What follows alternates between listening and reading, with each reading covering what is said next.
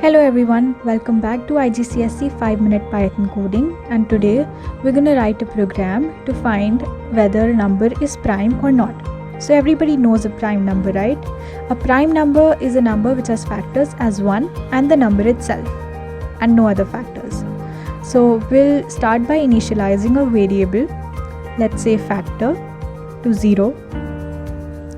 Then we'll input a number n equals to int means integer data type, input, print, prompting the user to enter a positive number.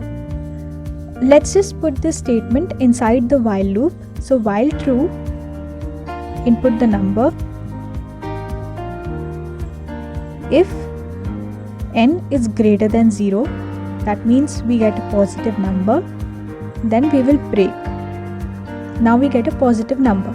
Now we check if this number is prime or not. So if n is greater than 1,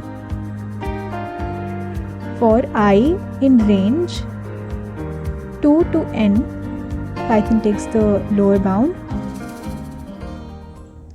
If n mod I is equals to double equals to 0, we're checking for the remainder equals to 0, then it's a factor, so factor plus 1.